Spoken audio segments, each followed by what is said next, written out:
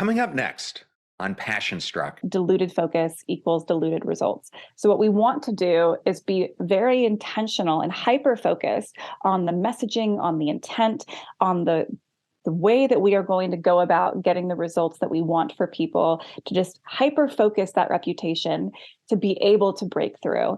Otherwise, it's like throwing spaghetti at a wall and someone's hoping that at some point that it'll stick. Welcome to Passion Struck. Hi, I'm your host, John R. Miles, and on the show, we decipher the secrets, tips, and guidance of the world's most inspiring people and turn their wisdom into practical advice for you and those around you. Our mission is to help you unlock the power of intentionality so that you can become the best version of yourself. If you're new to the show, I offer advice and answer listener questions on Fridays. We have long-form interviews the rest of the week with guests ranging from astronauts to authors, CEOs, creators, innovators, scientists, military leaders, visionaries, and athletes. Now, let's go out there and become Passion Struck.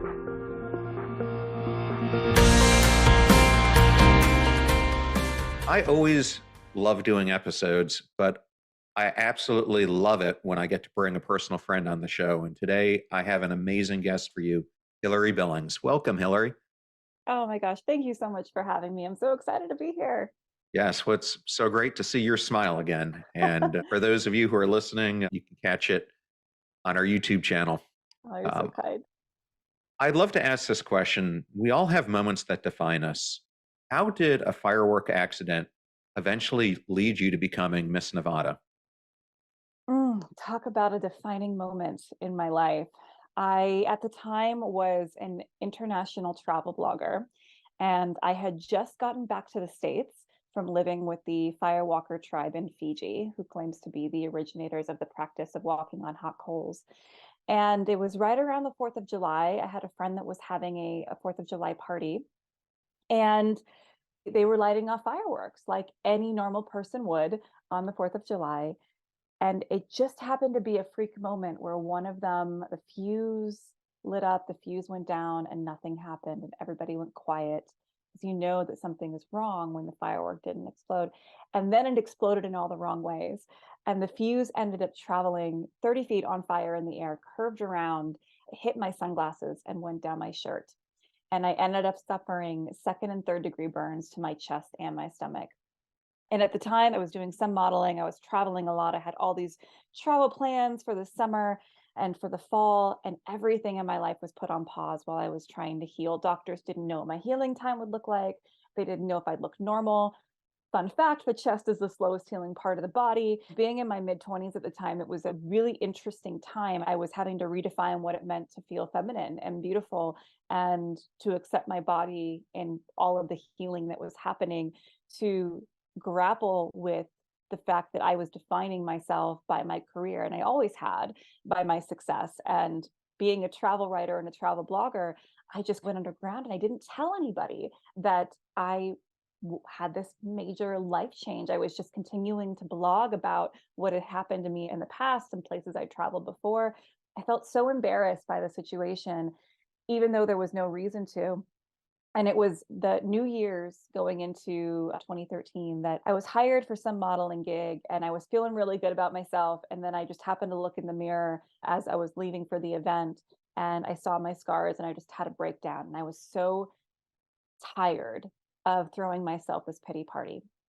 So I decided to put myself in the most uncomfortable situation that I could think of. Nothing sounded more terrifying than being on stage in a bikini and having someone judge me based upon my appearance. Never done a pageant before, never had any interest before, still didn't really have any interest, but I wanted to overcome my confidence issues. And then lo and behold, I would go on to win the pageant and become Miss Nevada, work with the Burn Institute, the Burn Foundation, Southern Nevada firefighters. And it was a really life-changing experience, specifically because I made the decision to take action in a time where everything felt so dismal. You hear these horror stories of accidents people have with fireworks. And I remember as a youngster, when I was in middle school, myself and a group of my friends all would go in together and we'd buy these boxes of fireworks. I'm not even sure my parents know. but we would end up having like bottle rocket fights and Roman candle fights up and down the neighborhood streets. Oh And my I look gosh. back and I'm like, we could have so injured ourselves, but man, it was fun. Yeah. Yeah. Yes, I was definitely a casualty of that thinking, but I think again, it was such a formative experience for me and really allowed me to push me on my thinking as to what my life could look like and how my impact could be seen and felt in the world. At the end of the day, I'm glad that it happened because otherwise I wouldn't have had the opportunity to connect with so many people and to make the impact on my community that I did because of my involvement with pageantry. And it's still an organization that I'm still very closely tied to, and being able to help empower and foster the next generation of beauty queens who are just women that want a platform, who are super smart and have an agenda to making the world a better place. And so I think it's a pretty interesting and cool organization to be a part of that prioritizes community service, that prioritizes scholarship in that way. And it's been a lot of fun to have this interesting feather in my cap over the years. Yes. Well, this question just came into my head, and that is once you win a pageant like that, are you kind of part of that organization for life at that point, or do you, after a time period, move away from it? I think it really depends upon the woman. I would say that there is opportunity to create a strong sisterhood. I actually just went to a wedding of a former Miss Nevada friend of mine. There was a number of us there. And so it was fun to see the beauty queens from over the years and how we continue to support each other. I think the great thing about the organization is that it gives you an opportunity to connect with other women who want to make an impact, who are looking for ways to get involved in their community, and who have all gone through something in one way or another that has led them to be more ambitious. And one of my best friends was my first runner up from the year that I won, and we're still incredibly close today. So I have had the opportunity to judge for many Miss USA pageants, coach a lot of girls to the Miss USA and Miss America stages. And I think now, as I get more into focusing on business and different opportunities, I'm not as heavily involved as I was closer to my reign. But yeah, it's one of those systems and organizations where you can be involved for life. And I think a lot of women are because of the community that it can foster. Well, you left that, and we all see these people at the Oscars or Golden Globes or major events interviewing these A-listers, and you often wonder how in the heck did they find their way doing that?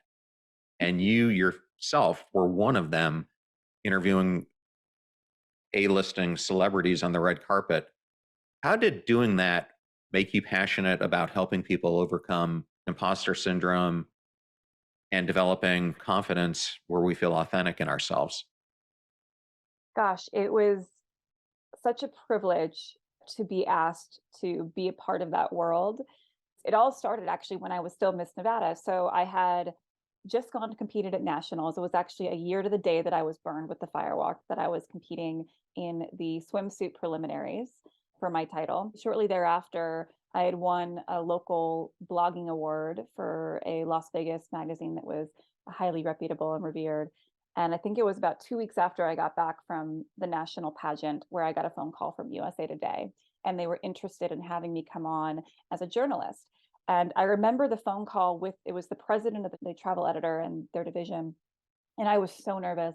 And he's talking to me about what they wanted to do and what they were thinking about and how we could do the 6-week trial because I had this blogging experience, but I didn't have formal journalism experience. And I remember being so serious, being like, yes, okay, of course, we can happily do this. And he said, this is supposed to be fun and exciting. And I was like, yes, I am excited. I'm also just so nervous. I want to show you that I'm taking this seriously. And I think we got a week or two into that trial, and there was an opportunity that came up for me to be on the carpet for the iHeartRadio Music Festival that was going to be here in Vegas. And so they called and asked if I'd be willing to do hosting for them. I said yes. And then I hung up the phone and started freaking out about it. You say yes to the opportunity, then you have the freak out, then you go do it. That's my philosophy. And they sent their top music journalist from Nashville essentially to babysit me. He was so wonderful. And he and I joke about this now because he's still a fantastic mentor and friend. but they didn't know if I would be good at it or how it would go. So they wanted to make sure they had a professional there as well that was able to help guide the process. And my first interview out of the gate was with Ryan Seacrest. So just the interviewer of all interviewers, no pressure whatsoever. But between Ryan and having Brian Mansfield, who had been with USA Today as their top music editor for so many years, it was such an incredible opportunity and just very fast, down and dirty trial by fire of how to do this well. And both Brian and Ryan were very great at making you feel like you were the only person in the room, prioritizing the relationship. And that was something that even with USA Today in general, at the time, they were very well known for, which was they would prioritize the relationships over being the first ones to break a scandalous story, because at the end of the day, it mattered to them to be able to have access long term. That really shaped the career for me and provided an opportunity for me to continue to do these red carpets. And even though I would get super nervous going into these interviews, the thing that I realized the more that I did these interviews with people that I idolized and all of these incredible celebrities was that they're just like us, right? They have the same self-confidence issues, they have the same imposter syndrome issues. They're dealing with the same things. And you can even see that reflected in their interviews sometimes, which was really fascinating. But at the time, it was something that we weren't talking about. And it really made me passionate about wanting to bring that to light, to showcase and see how we can help, especially women, when we have all these impossible standards that are being put on us at all times to look a certain way, to act a certain way, to have all the energy in the world and do it effortlessly, and also run the UN and cure cancer and look great doing it. That's just not the reality of the people that we look up to either. And how do we start having more realistic conversations? So it was through that experience that really motivated me and brought my passion out about helping people overcome their feelings of insecurity and build authentic confidence. Yeah, I recently had on Dr. Hallerman, who now is a psychologist, but at one time she was one of the top agents in Hollywood. She represented Ben Stiller, Vince Vaughn, Jamie Lee Curtis, the list goes on and on. And she said the same thing that you just brought up, that when it comes down to it, they are just normal people, just like you and me. And have the resources that we don't necessarily have to make them look amazing every single day and to help pull some of the pressure off of them that they're dealing with on the daily. And I just saw a photo of Tom Cruise when he was in Jerry Maguire compared to now. And it looks like he's younger now than he was then. I'm like, wow, I need his health program. Gosh, he has some great genetics, doesn't he? Oh my gosh, I wish we all had that same ability and money to do what he's able to do. Oh, Well, you end up jumping from that, and alongside it, you become a personal brand strategist. yeah. And I wanted to ask you, why is it so hard to build a personal brand? And what are some of the reasons that you have found working with people why most personal brands don't survive? So I think for starters, when it comes to personal brands, everybody is a personal brand, whether or not they realize it in their business. You are known, you have a reputation for your results, you have a reputation for the amount of people you impact and how you do that. So we all have a personal brand. So for starters, there's a lot of saturation on the market. In my experience and what I've learned with working with clients is the biggest reason that people are not breaking through to the next level to where they want to go is they are trying to do too much. They are trying to break through on every possible front. So whether that's they've got a million different social media profiles, they're trying to break through on YouTube, on LinkedIn, on Instagram, on TikTok, on Clubhouse, on Pinterest. They're trying to build their email list. At the same time, they're trying to build a podcast. At the same time, they're trying to write the book. At the same time, they're trying to write the show. And they have so many course offerings or different types of business models. Their messaging isn't clear. At the end of the day, my mentor and coach, Ray Baden, says all the time that diluted focus equals diluted results. So what we want to do is be very intentional and hyper focused on the messaging, on the intent, on the way that we are going to go about getting the results that we want for people, to just hyper focus that reputation to be able to break through. Otherwise, it's like throwing spaghetti at a wall and someone's hoping that at some point that it'll stick. And now in my career, helping people with short form content, it's a very similar challenge that people are running into. It's the haphazardness of it all. You and I were talking before we started recording about how a lot of people will see what some of these huge personal brands are doing right now, like Gary Vee, like Mark Cuban, and they will be copying what they're doing because they see it working for them. But the challenge is they've already had at least 10 years in the marketplace to build their reputation. So they can do things that people that are less well known necessarily can't or won't work for them because of the reputation that they have. Going back to Tom Cruise, he has, I think, 2 million followers on TikTok. He hasn't made a single TikTok post, right? So it isn't about content, it's about his reputation. People are already following him, just waiting, hoping for some sort of fun Top Gun clips that are potentially going to come out on that platform. So we have to think about it differently and not necessarily apply what the current leaders in the industry are doing to what you're doing. So first and foremost, we have to get hyper specific, hyper clear on your messaging, hyper clear on the goals so that a proper strategy can be put into place as to where and how people are going to find you. Yes, well, I just had Rory on the show as well. His episode, if someone wants to hear it, is 248. And one of the biggest things I learned from him is that a lot of people go into their personal brand in service of self. And I Mm, think one of the key messages he has is personal brands really flourish when you're in service of others. And you're typically most inclined to serve the person that you once were. And I think that's where a lot of people go wrong. I know I did when I first started this because a lot of times you don't want to see the person that you once were. oh, yeah. Because doesn't that just remind you of all the inadequacies and insecurities that you felt? And that's a hard place to have to grapple with and to sit with that. But I think once we are able to look at our previous selves with compassion and embrace that they had so much to give and so much heart and forgive ourselves for the transgressions or whatever our ego at the time wanted us to do. I went through the same thing even when I was on red carpets, and there was a lot of validation that I needed in that time and being in that role that now I don't. And I think that it's such a beautiful place when you can finally look at your prior self and say, gosh, I feel for them and embrace them and recognize that there are so many other people out there in your sphere and in the world that need the knowledge that you now have, and how can you help them to gain that? I think that's so powerful. When I went from trying to define what I was trying to do with the podcast to really doing it through a unique lens, the hockey stick effect was almost overnight and has just increased because what I have found is once you find that lens, you tend to do everything through it, like who Yes. you bring on the show, who you bring into your life, how you're talking about things, the questions you're asking.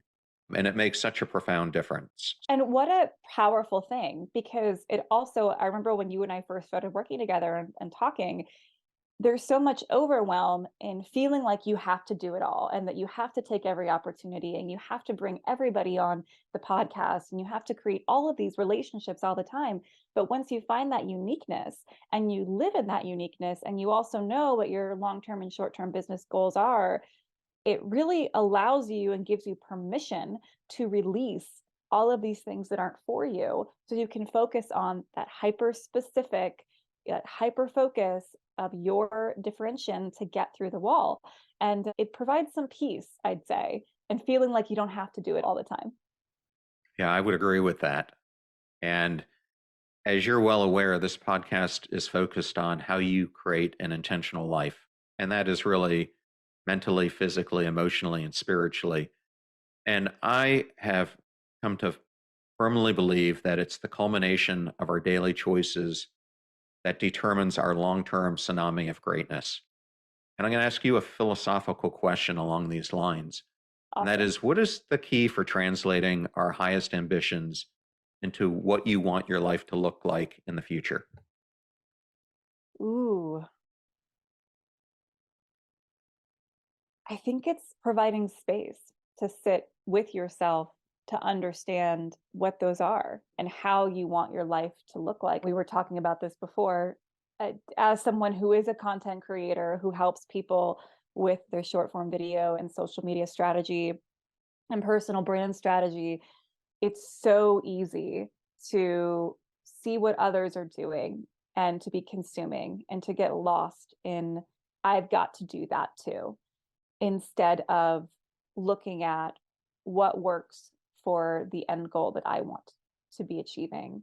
And I think in order to do that, you have to take a step back at some point and probably pretty regularly to do an audit and see if the life that you're creating and the actions that you're taking, if those align with your self-worth and your deservingness and where you want to go in your life. So I would say that's a big piece of it that we don't do enough because we are so plugged in all the time.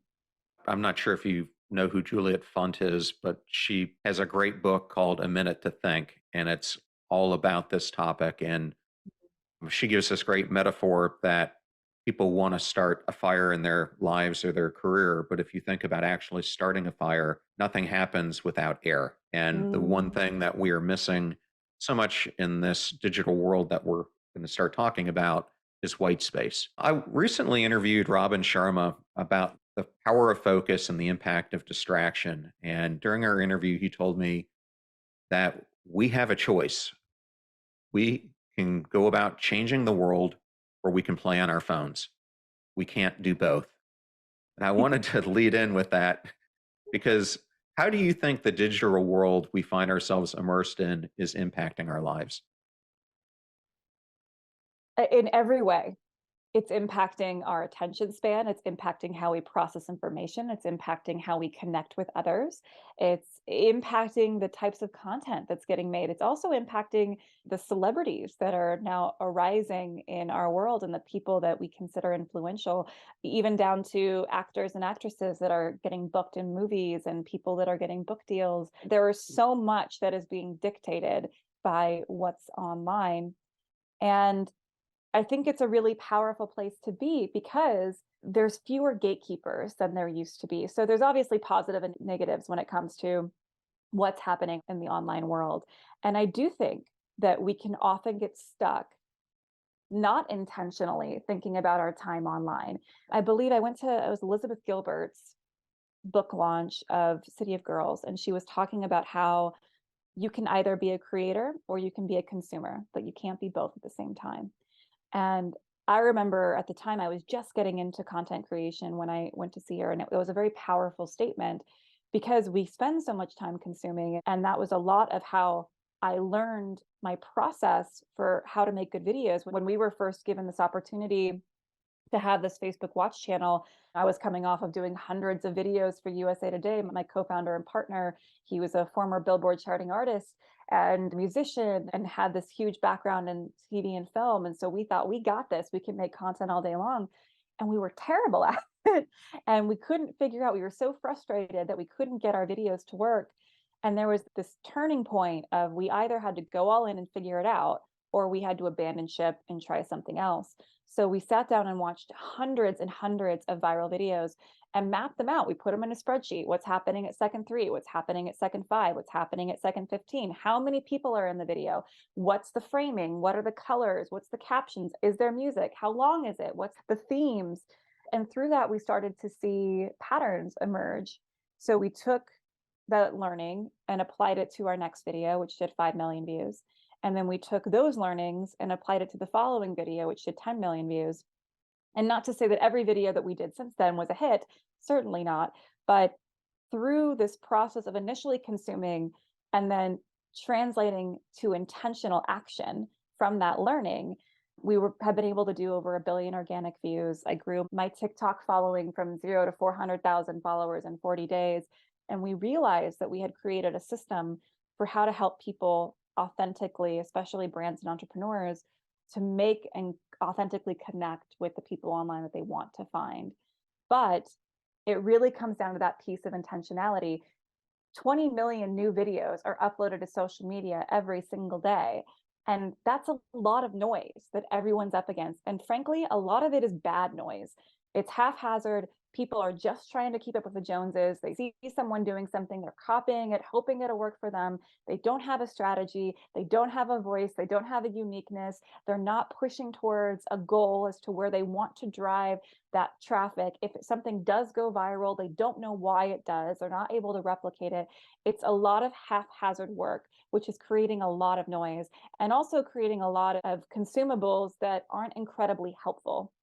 So going back to what we were talking about earlier of creating that space within your own business and your own brand to sit and think about what are we actually trying to achieve here, and then going forth with intentional actions with that content, I think is so powerful. But yeah, I think the playing on the phone analogy is so powerful. We can either be a consumer or we can be a creator. We can be making impact or we can be consuming and getting impacted. And it's really our decision as to when we want to do that in our lives, because we have to have both, but making sure that both are intentional and neither one is by accident. Well, I loved that you brought up the words attention span because yesterday I interviewed Dr. Gloria Mark, who's an award-winning psychologist. She teaches at University of California, Irvine, and she has Awesome. studied the science of attention and multitasking for 2 decades. And she released a new book in January called Attention Span. And she has found through her pioneering field work that we spend an average of 47 seconds on any screen before altering our attention. 47 seconds. And it just makes me want to ask, because you are well immersed in this digital economy, where do you see the future of attention going? Short form content has certainly changed the game across the board. Even the way that we consume content on socials is now even affecting and impacting how major film and TV studios are making decisions about shows. They're all about optimizing for watch time, which is exactly what we're trying to do through short form content. I don't think short form content is going away. Adobe recently released a study. 80% of the time that you're on your cell phone, not making phone calls or texting, you are watching short form video. And I think that number, that 80% of the time, is only going to increase over the next 5 years. And regardless of what platform that's on, everyone's playing catch up with TikTok right now, but whether that's Instagram Reels or YouTube Shorts or Facebook Reels or whatever the next thing is, it is going to be based in short form content, which is affecting our attention spans overall. Even with how they're now making movies and TV shows, things are so much quicker. If you go back and watch shows, even from the 90s or from the 80s, there is a major difference between how quickly we are dropping into a storyline and how quickly we're getting to learn about characters and action is happening because of the consumables and the way that we want to see content happening. You see it in music, you see it in podcast episodes, you see it in books and how we write. Everything changes as the zeitgeist of how we consume changes. So I would say short form is definitely continuing to lead the charge of how we consume and our attention. As much as there is out there, I would say that there isn't a ton of great content that's cutting through the noise. And that's part of our mission, is we want to help people to really make an impact and be able to cut through those 20 million videos. So yours is the one that people stop the scroll on, and helping people intentionally set those up so that they can be seen and heard and get their message out there. Hilary, that was a great lead into where I want to take this. But Oh, before I go great. there, I just have to say that we all wanted to go see Avatar until we saw that it was 3.5 hours long. Yeah, it's a long movie. And I'm like, how in the world can you sit there through 3.5 hours? It went the opposite of this short form content. Yeah, but Well, it did impact your decision to go. You decided not to. And I remember, this is going to date me, but I remember when the Titanic came out and everyone was like, oh my gosh, this is the first 3 hour movie to ever be made. And none of us could wait to go to the theaters to see it. And there was an intermission. It was the first time I'd ever experienced an intermission in a movie because it was so long. And it came out, it had those three VHS tapes all next to each other because they couldn't fit it all on one.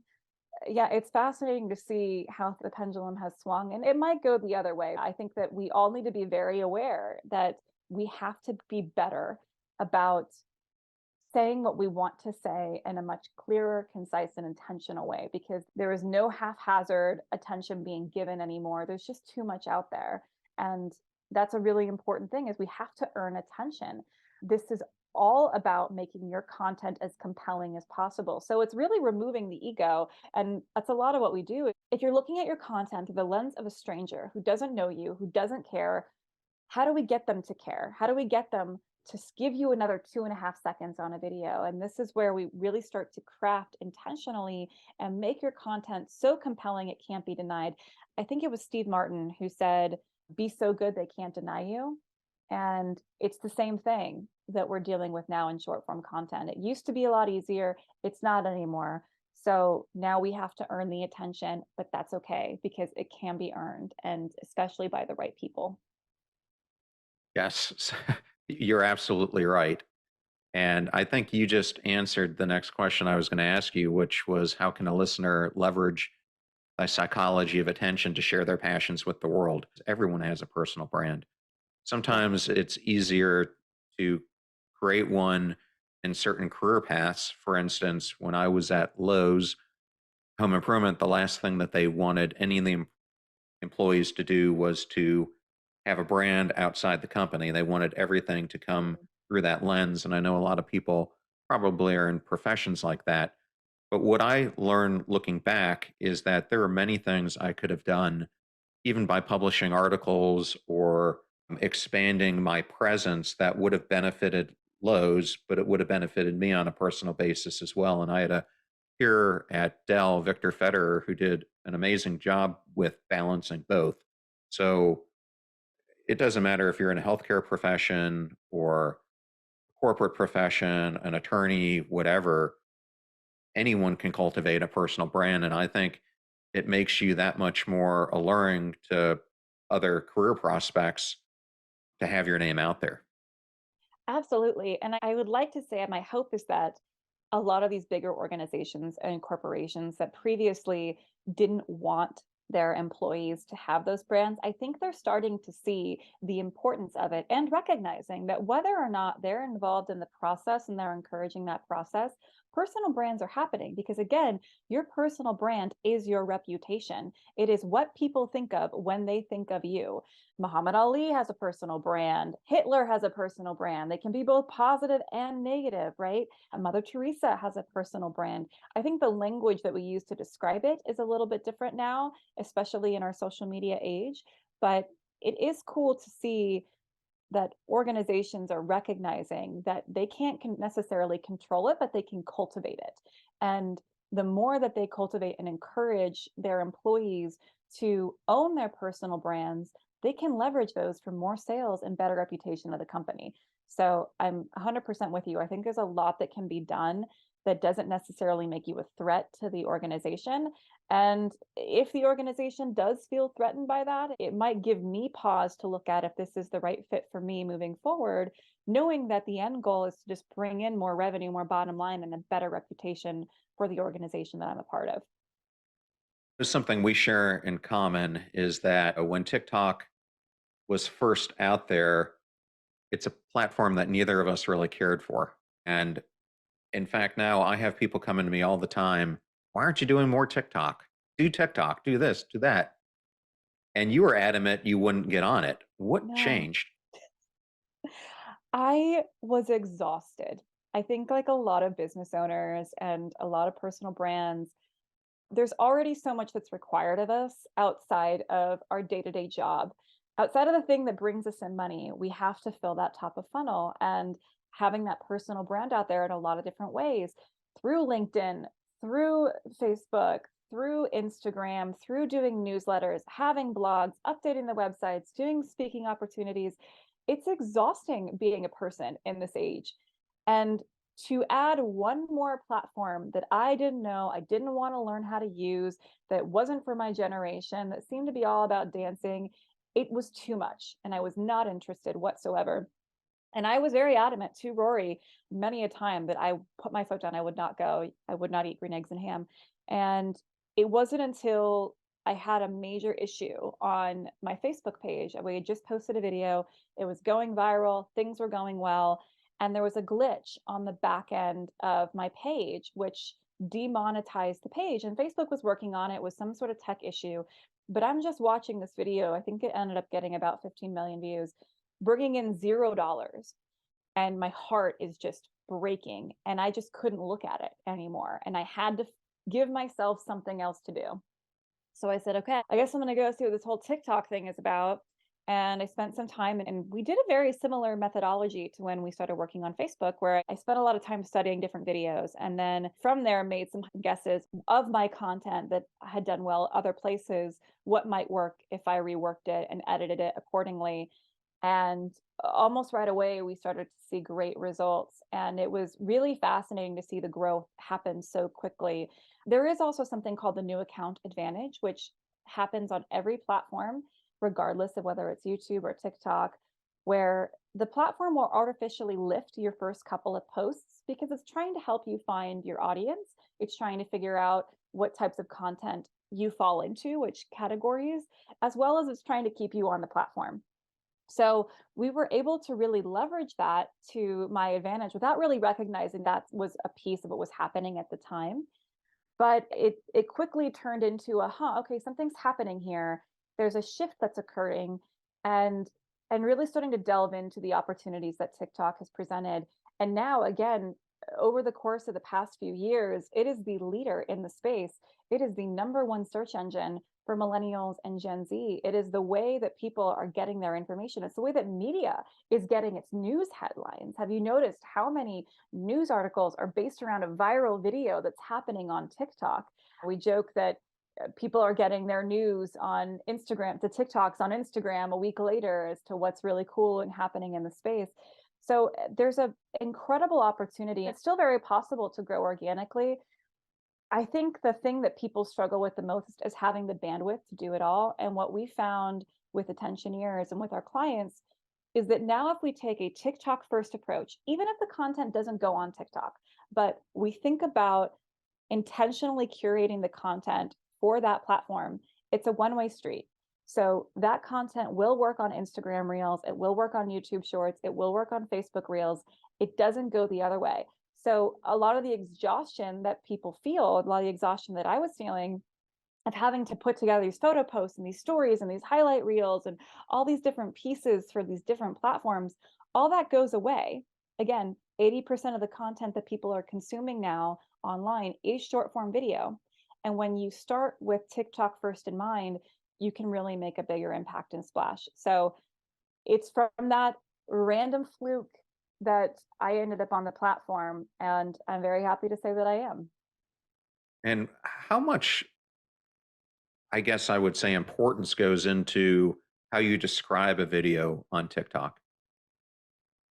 So this is interesting because I think that I get this question more than anything else of, hey, what are the hashtags that I should be using? I have this 5-10-5 strategy, or what time of day should I be posting? And what does my caption need to look like?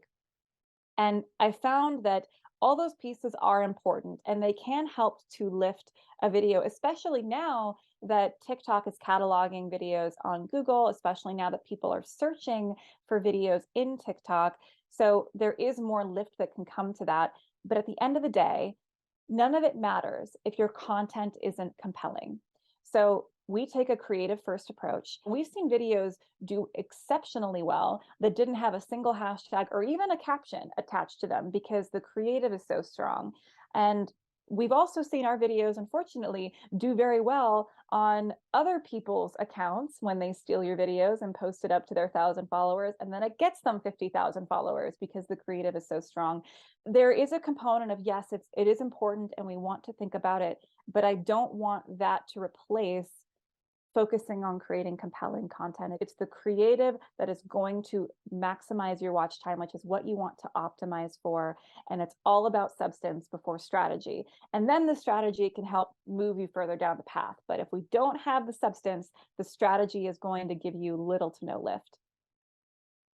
Well, and Hillary, I think the last thing I wanted to ask so that you could give the audience an example is you've had clients gain millions of impressions and even win Shorty Impact Awards for their videos that you help create. Can you give us an example of a client you've worked with and how you have leveraged the psychology of attention we keep talking about and their authentic voice to create compelling content? Yeah, again, another one of the resistance pieces I think we come across a lot is I don't want to dance, I don't want to participate in trends. And we totally get that. And in fact, our strategy when we work with clients is to not embrace trends, because if you are following a trend, you are by definition a follower. And we want to help brands stand out and put their own stamp on the platform and communicate and connect. We have a client, they're based out of Canada, they're called Lighthouse Immersive. You're probably familiar with them. They run the immersive Van Gogh experiences, and they're about to launch the immersive Disney experiences across the country. And when we were initially talking with them, they've got a beautiful, very visual product. They mentioned that they have a lot of proposals that happen at their exhibits. And we're like, wow, what a really cool moment that we could try to capture. How do we showcase that this beautiful opportunity can happen here? So we staged a proposal video. And again, thinking about the psychology of attention, there's three things we want to do. We want to grab attention, we want to spark an emotion, and we want to create a curiosity gap. So in this video, we're grabbing attention, we're starting with the action. Guy's already on his knee on the ground. We see the woman, we know who our target is, and we're sparking an emotion, right? Oh my gosh, there's excitement, there's surprise, there's anticipation. And then as far as the gap, what is she going to say? Is he going to get caught while he's setting up this proposal? And this video created such a beautiful opportunity for viewers to comment on the proposal and comment on the experience and share in that moment of how special something like this would be to them. So it really did all those things. I think before we started working with them, they were averaging, let's say, 150 views a post, and that video did 350,000 views. My math's not great, but it's a giant increase. Again, just thinking about what we have on hand, what's unique and special about what they do, and how to leverage the ability to spark the emotion, to grab the attention and create a curiosity gap. So I think that's a great example as to how a client can do that with their content without having to dance or put on a show they don't want to put on. Well, and Hilary, I'll end with this. If a listener wants to learn more about Attention Ears or about you, where can they find all things Hilary? The best place to go is attentionears.com. It's attentionears, ERS.com. You can also book a free call with us at attentionears.com/free call. We're always looking and excited to hear what people are working on and what their goals are with short form video content and if we can help. So that is the best place to find me and to connect. Well, Hilary, I so enjoyed having you on today and love having my friends on the podcast. So thank you for being here. It is such a pleasure, John. It's always great to see you. And I hope this conversation is valuable. I love that interview with Hilary Billings. I wanted to thank Hilary for joining us today on the show. You're about to hear a preview of the Passion Struck podcast with renowned experts, Christina Maslach and Michael P. Leiter, co-authors of The Burnout Challenge, who share their invaluable insights on tackling burnout, improving workplace civility, and fostering engagement. Don't miss this enlightening conversation that could transform your perspective on work and well-being. We want to feel like we belong to the unit, the team. We want to feel that we're psychologically safe, that we can raise a criticism if we see something going wrong. We're not going to get put down, that it's okay to ask for advice or help, and feeling that we're being treated fairly and that we're doing something that I'm feeling good about. And so that's where these matches that I'm talking about is really getting at what makes people tick, what makes them thrive, what makes them grow, develop, and do well in life. And those needs are true in the rest of our life, not just in the workplace. The fee for this show is that you share it with family and friends when you find something useful or interesting. If you know someone who's interested in the psychology of attention, then definitely share today's episode with them. The greatest compliment that you can give us is to share this show with those that you love and care about. In the meantime, do your best to apply what you hear on the show so that you can live what you listen. And until next time, go out there and become passion struck.